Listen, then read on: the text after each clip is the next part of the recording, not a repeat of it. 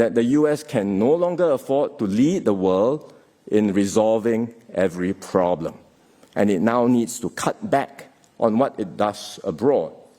So this may not just be a temporary change in policy. This could reflect the new normal in the US for some time to come. Miscalculations, especially over flashpoints like Taiwan, could trigger a broader and more dangerous escalation. My cabinet colleagues, excellencies and distinguished guests, ladies and gentlemen, this year marks Singapore's 60th year of independence.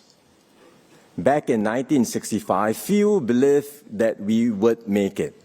We were a small city-state with no natural resources, no hinterland, no means of defense. The odds were stacked against us. But step by step, we defied expectations.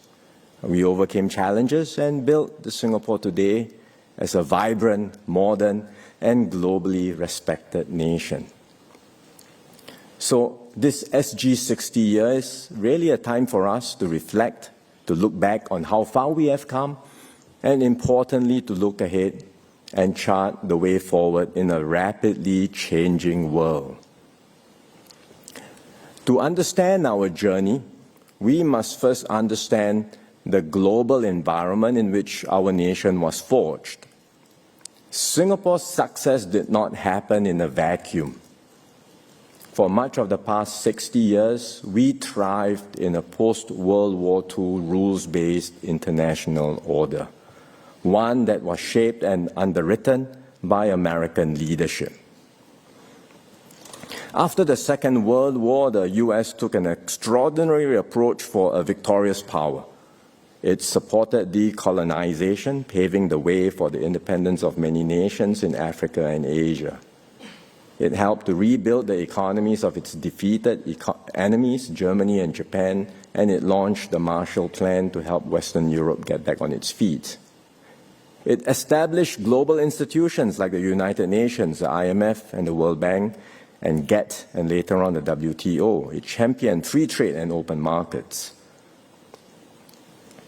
All this promoted an international system of rules and norms that enabled global cooperation. It created space for smaller nations like Singapore to participate meaningfully in world affairs and to benefit from global trade and development. America pursued these efforts out of its own enlightened self-interest. Because having been dragged into 2 world wars, it was determined to prevent another global conflict. And it believed that applying its power to uphold such a global order, it could foster peace and prosperity, not just for the world, but also for itself. During the Cold War, the US took decisive steps to stem the tide of communism. Its intervention in Vietnam gave Southeast Asia and Singapore the time and space we needed to develop and grow. The Vietnam War remains controversial, and so what we say about it may not be universally accepted, even in America itself. But Singapore is profoundly grateful for the tremendous sacrifices the US made intervening in Indochina at that time. Then, when the Soviet Union collapsed in 1991, the US stood alone as a sole superpower. Its leadership and security umbrella maintained peace and stability in Asia and created an environment in which countries like Singapore could flourish and thrive. Of course, things were not perfect. From time to time, America was criticized for double standards and inconsistency. But by and large, it remained a force for stability and a force for good. It is in this international context that Singapore took flight. Back in 1972, Mr. Rajaratnam envisioned Singapore as a global city, one that would, quote, draw sustenance not only from the region but also from the international economic system. This vision flourished because of the global environment of cooperation, rules, and stability. and because Singapore chose to plug into this global system. Today, very unfortunately, this international order is fraying. The conditions that sustain it no longer hold. Within America, support for global engagement has declined. Many Americans feel left behind by globalization. Their communities have suffered job losses, stagnant wages, and social dislocation. There is a growing sense that other countries are benefiting disproportionately from America's security umbrella and access to its markets while contributing little in return. The long and costly wars in Afghanistan and Iraq after 9/11 have deepened public wariness towards foreign entanglements. And the shocks from the global financial crisis of 2008 and the COVID pandemic have caused further disruptions and dislocations.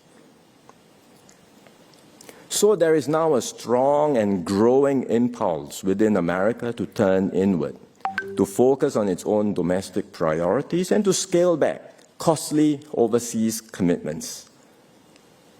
This shift is evident under the current American administration. The U.S. Secretary of State Marco Rubio himself highlighted that the unique role of the U.S. was an, quote, anomaly and a product of the end of the Cold War. It was an anomaly and a product of the end of the Cold War. But this sentiment is not limited to one party alone. It reflects deeper structural changes in American society, that the U.S. can no longer afford to lead the world in resolving every problem. And it now needs to cut back on what it does abroad. So this may not just be a temporary change in policy. This could reflect the new normal in the U.S. for some time to come. At the same time, China has emerged as a near-peer competitor of the U.S. China has benefited immensely from this U.S.-led order. And today, a new generation of Chinese, raised in an era of rapid growth and national revival, believe that the East is rising and the West is declining.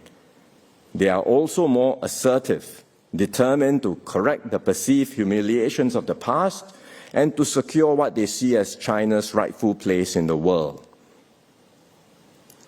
America and China are now locked in a fierce contest for global supremacy. Neither country wants open conflict, but there is deep mistrust and suspicion on both sides. Miscalculations, especially over flashpoints like Taiwan, could trigger a broader and more dangerous escalation. Both powers claim they do not wish to force countries to choose sides. But in reality, each seeks to draw others closer into their respective orbits. This rivalry is already reshaping our world and will continue to define the geopolitical landscape for years to come. So we are in the midst of a messy transition globally. To what? Nobody can tell. America is stepping back from its traditional role as the guarantor of order and the world's policeman. But neither China nor any other country is willing or able to fill the vacuum. So nations are turning inward, prioritizing their own narrow interests. The once rising tide of global cooperation that defined the past decades is giving way to one of growing competition and distrust. And as a result, the world is becoming more fragmented and disorderly. Amidst these geopolitical realities, countries everywhere are re-examining their strategic assumptions and recalibrating their policies. In Europe, many were surprised by America's ambiguity on security guarantees for Ukraine and NATO and its uneven treatment of allies and partners. There is palpable anxiety over reliance on US military support, and European countries are fundamentally rethinking their defense postures. France has raised the idea of extending its nuclear umbrella to other European partners, for example. Poland has expressed interest in acquiring access to nuclear weapons. And Germany's Bundestag has voted to exempt defense spending from its fiscal rules. These are not minor shifts. They reflect a deeper and more fundamental realization in Europe that the post-Cold War peace dividend is over, and Europe must now reinvest in its own defense and resilience. In Asia, these developments are being watched just as closely. The former Japanese Prime Minister Fumio Kishida once warned that Ukraine today may be East Asia tomorrow. That warning carries greater weight and urgency today. The abrupt recalibration in American support for Europe has prompted Asian countries to question the durability of America's commitment to the region. In his first trip to Asia, the U.S. Secretary of Defense Pete Hegseth sought to reassure regional partners. He said, and I quote, "America first does not mean America alone," and that the U.S. would prioritize and shift to Asia in a way that is unprecedented and establish the deterrence necessary to prevent war. Even so, countries will take steps to strengthen their own capabilities, just in case help does not arrive in time. They will remember that President Obama once declared that U.S. was rebalancing towards Asia, but this stance was not sustained in subsequent U.S. administrations. So that's why in both Japan and South Korea, public debate over defense has intensified. There are calls to bolster deterrence, including through enhanced missile and air defenses, and even discussions once considered taboo about acquiring nuclear weapons.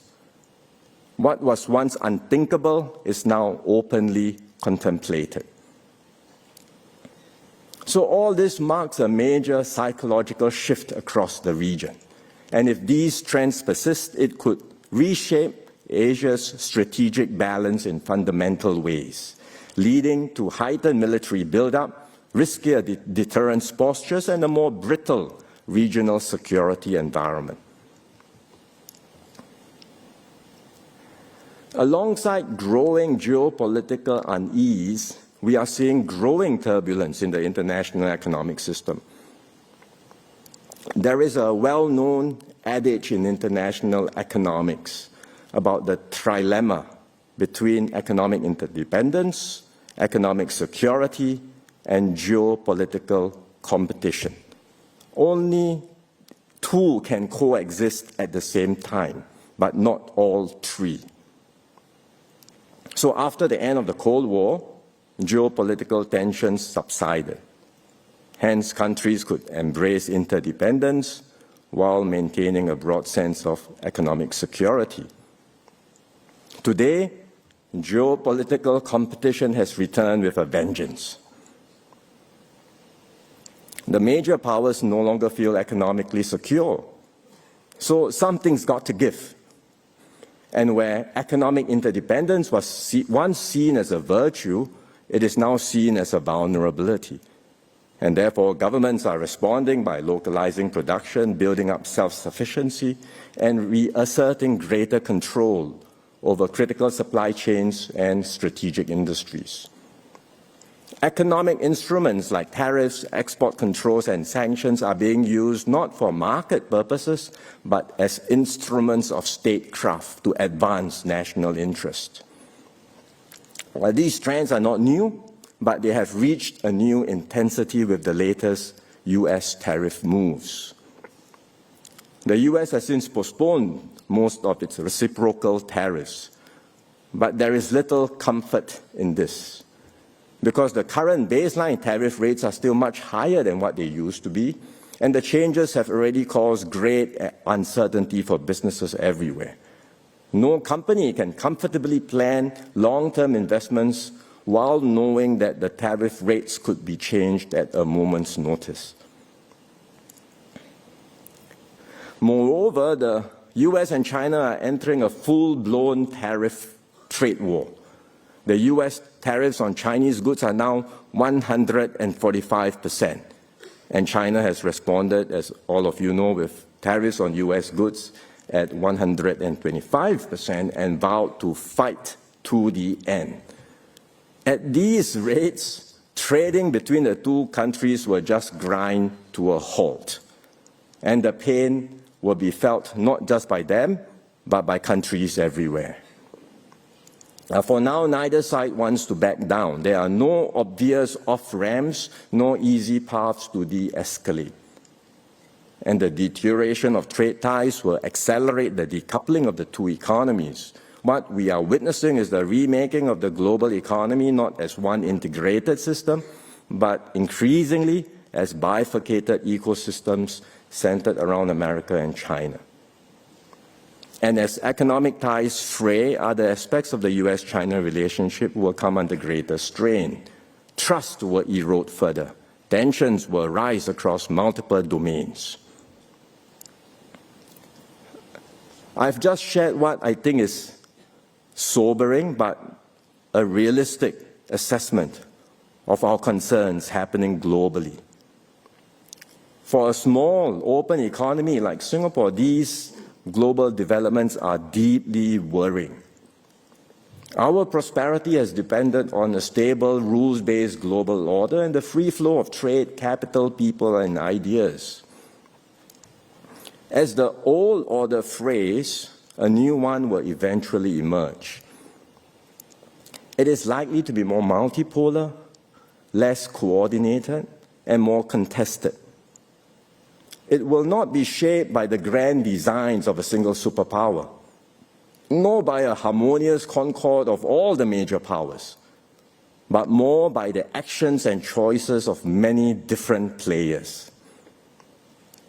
And despite our limitations as a small state, we cannot afford to be a passive bystander in this evolving landscape. Instead, we must respond with agility and resolve and actively shape our own destiny.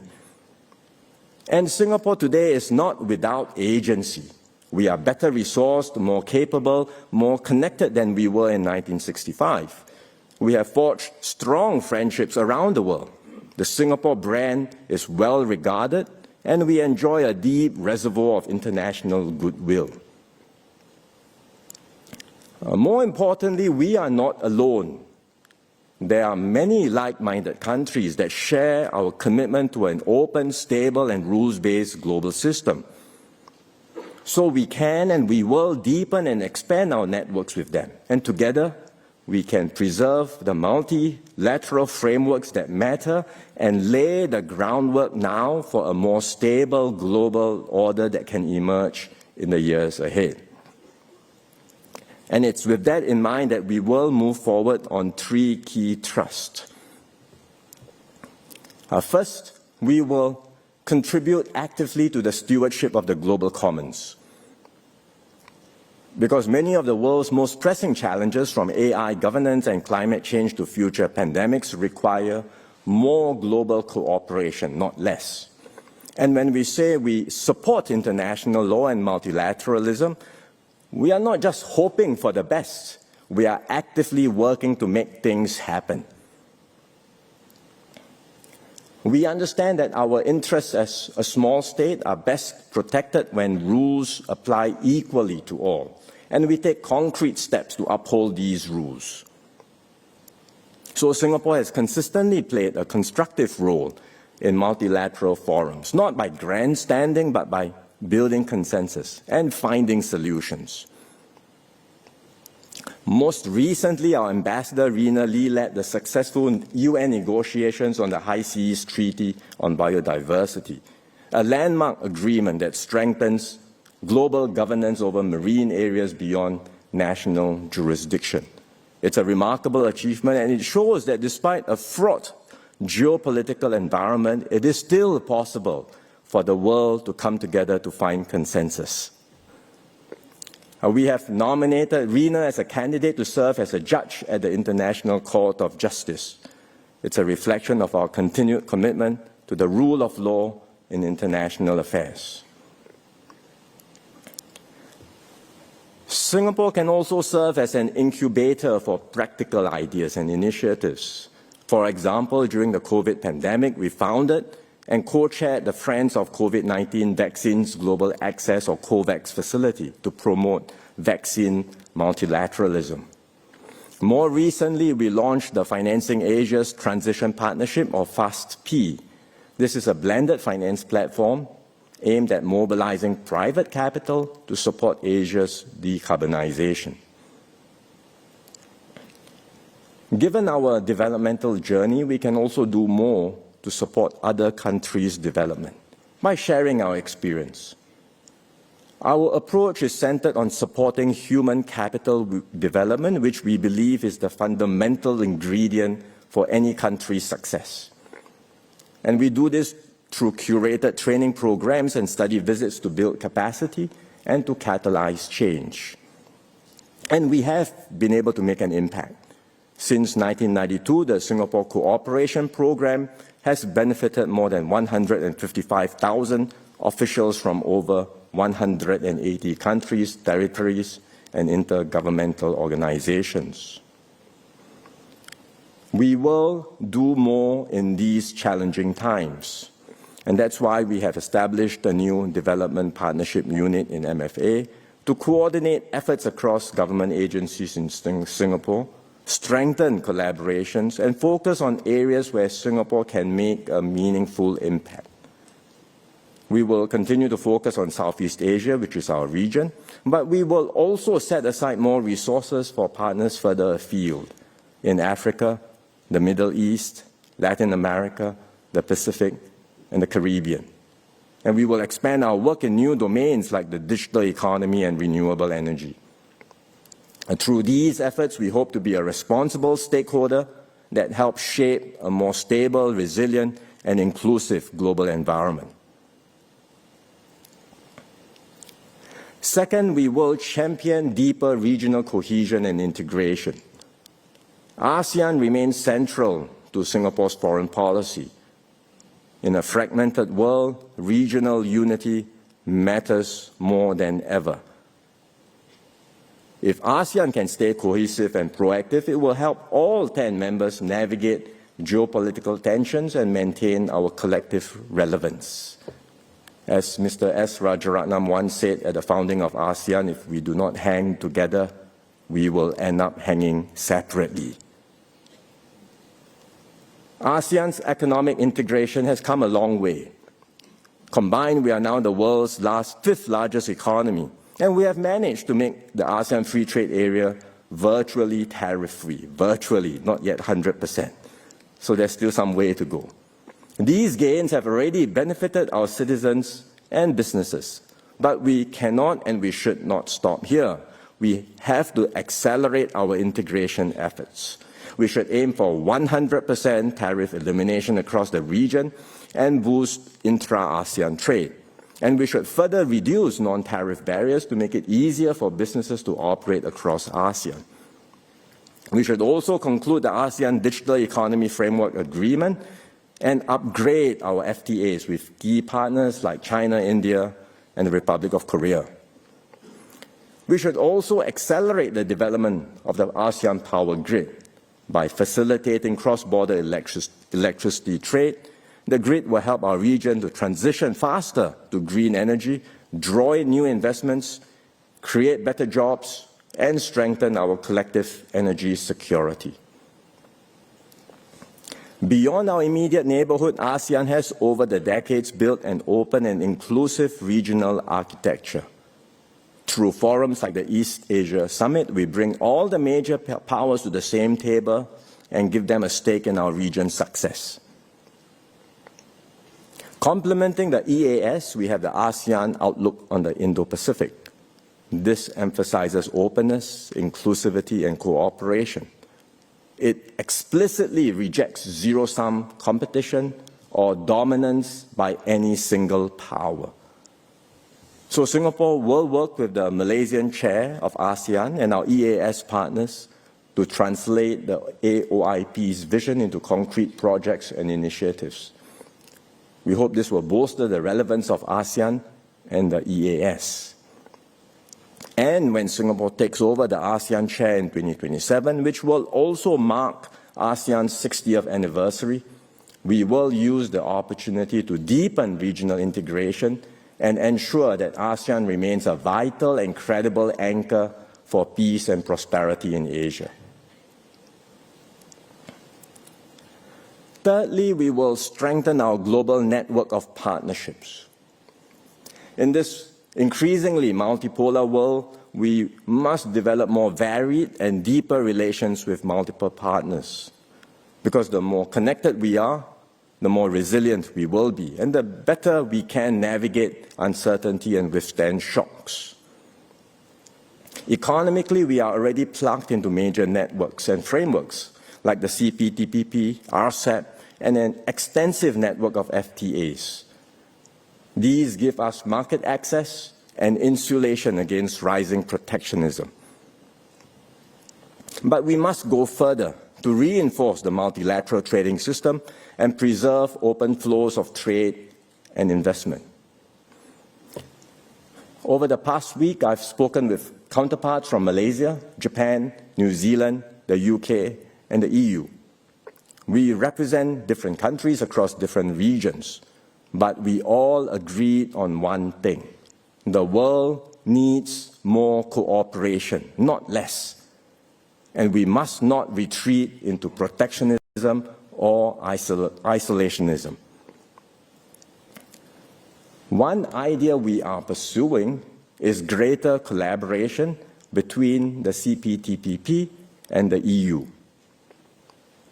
The UK is already in the CPTPP, and there are several economies keen to join as members. The CPTPP and the EU combined represent around 30% of the world's GDP.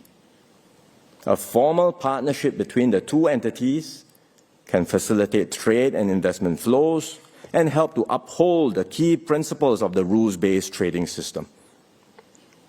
Another idea is to strengthen the ASEAN-EU strategic partnership. The EU has been a dialogue partner since 1977.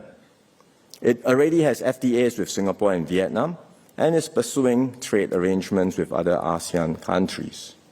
So deeper collaboration between our regions on concrete projects can help us make progress towards the eventual goal of an ASEAN-EU FTA and unlock the potential of our combined market of over 1 billion people. Beyond economic partnerships, we are deepening and expanding strategic partnerships with like-minded countries, including Australia, New Zealand, India, France, Germany, Republic of Korea, Saudi Arabia, the UK, and Vietnam. We are reaching out to new frontiers in the Middle East, Africa, and Latin America. In the Middle East, the Gulf countries are growing rapidly and positioning themselves as key geopolitical players in their own right. We have a comprehensive partnership with the UAE, and we just upgraded our relations with Saudi Arabia to a strategic partnership. We have also institutionalized dialogues with Qatar and Oman. So we will do more, not just with the Gulf countries, but also other Middle Eastern partners. And we will step up efforts to develop closer ties with Africa and Latin America. These regions are brimming with potential, but we have not fully engaged them due to distance or unfamiliarity. We now only have 2 diplomatic missions serving the entire continent of Africa, in Cairo and Pretoria, and only 1 in Latin America. This is insufficient. We will open new diplomatic missions in Africa and Latin America over the next few years. We hope this will show our friends in Africa and Latin America that Singapore is keen to do more, to trade, invest, and partner with them for mutual benefit. These are the steps that we will take to navigate this increasingly fragmented and turbulent world. Like in 1965, we once again find ourselves in uncharted waters. We are still a small country with no natural resources, but we are no longer the Singapore of 6 decades ago. We have built deeper capabilities and become stronger and more resilient. We've found innovative ways to overcome our lack of critical resources, be it water, land, or energy. We've carefully built up our financial reserves, providing us with a vital cushion in times of crisis. And we've built up a strong and effective SAF and home team.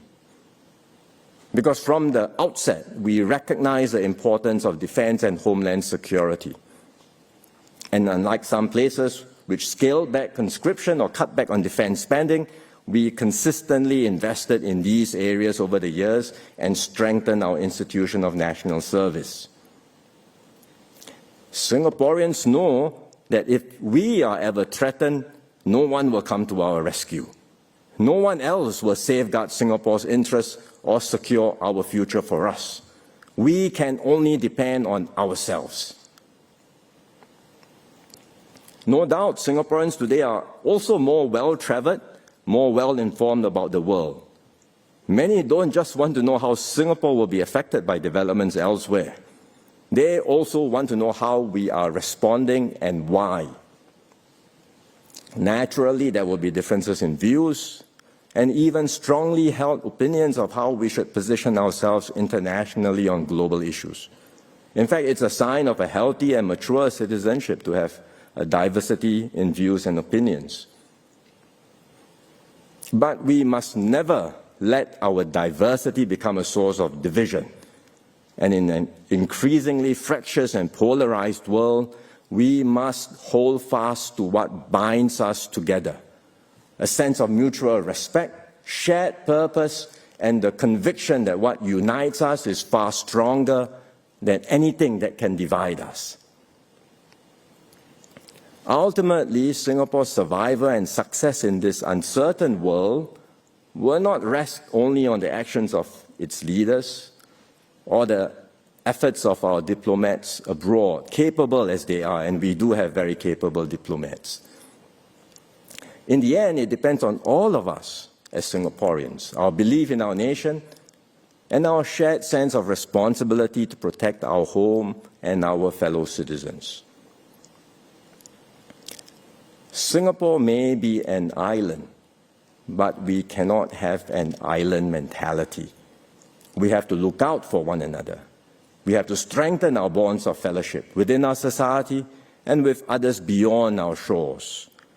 This applies not just to us individually, but as a nation too.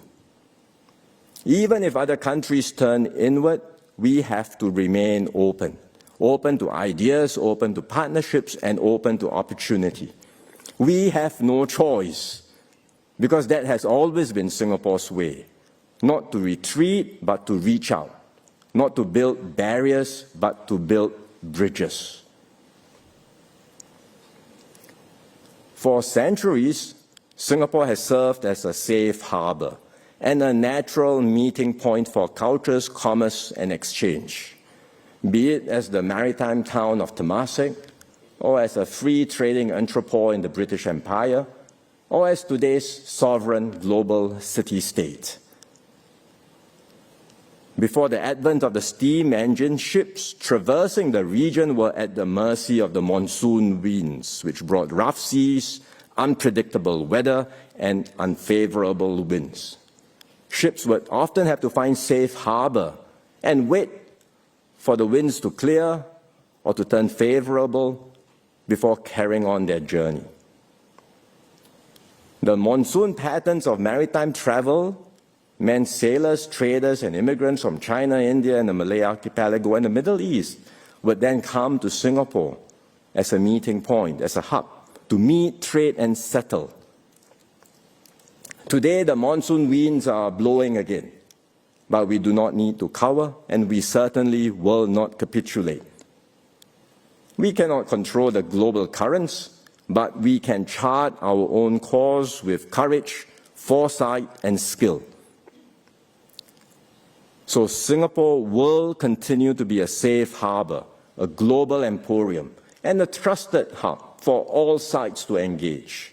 In so doing, we will ensure that our people can earn a good living and generate products, ideas, and contributions that bring value to ourselves and also to the world. So let us not fear, let us stay united and weather the storms ahead as one people. Let us continue to turn our vulnerabilities into strength, and let us stay true to the spirit that built this nation and ensure this little red dot continues to shine brightly as a beacon of hope, stability, and purpose on the world stage. Thank you very much.